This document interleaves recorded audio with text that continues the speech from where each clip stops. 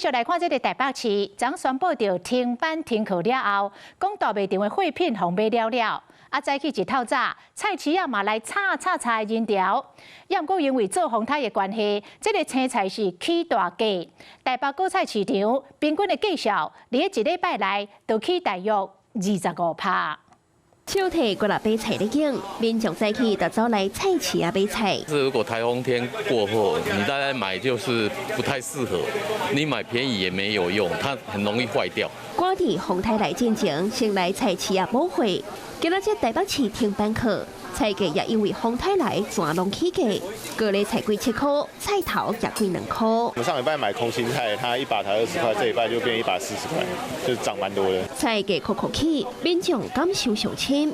根據北農的數據，第一市場的青菜7月初是每公斤平均45塊錢，昨日已經起到57塊7。今仔日雖然小可來到56塊3，也毋過有關俗賣落來，這禮拜起將近25%，而且今仔日的交易量有1916噸，比2天前1473噸較懸。明後2天的話，它的量也不會很多了。明天如果產地風雨大的話，禮拜天一定會短缺，因為採收的量銳減。其實昨暝宣布停班課了後，大家就攏走去賣場，青菜紅搶了，肉類也減一半較價。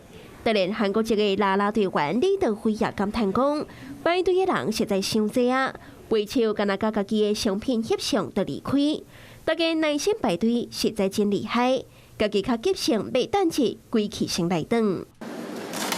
賣場也加大庫存量，風颱假買物件的人炒，大家攏愛囤到夜食食應戰風颱。